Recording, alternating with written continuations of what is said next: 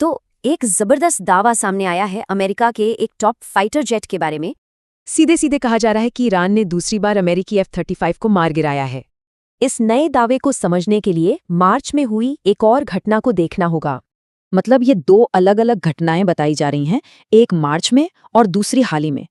कहा गया कि पहली बार F-33 को नुकसान तो हुआ, पर वो बचकर निकल गया, पायलट भी सेफ था।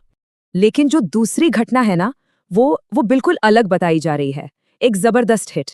मतलब पहली बार जेट सिर्फ डैमेज हुआ, पर दूसरी बार पूरी तरह तबाह हो गया।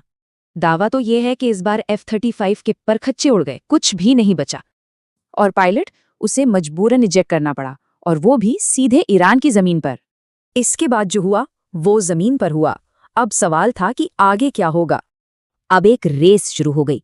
अमेरिकी सेना पायलट को बचाना चाहती थी और ईरानी सेना पकड़ना। बात यही नहीं रुकी। ईरान ने तो पायलट को जिंदा पकड़ने वाले के लिए इनाम का भी ऐलान कर दिया। लेकिन ये दावा इतना बड़ा क्यों है? बात सिर्फ एक जेट के गिरने की नहीं है। क्योंकि F-35 अपनी स्टेल्थ टेक्नोलॉजी के लिए मशहूर है। मतलब वो रडार को चकमा दे सकता है। सोचिए, अगर ये सच है तो ये अमेरिका के लिए कितने बड़े अपमान की बात होगी। इसीलिए तो F-35 को इतना खास माना जाता था कि इसे गिराया ही नहीं जा सकता। तो दावे के मुताबिक ईरान ने ये असंभव काम एक नहीं बल्कि 2 बार कर दिखाया। तो क्या एक सैन्य मिथ टूट गया है या कोई नई हकीकत सामने आ रही है?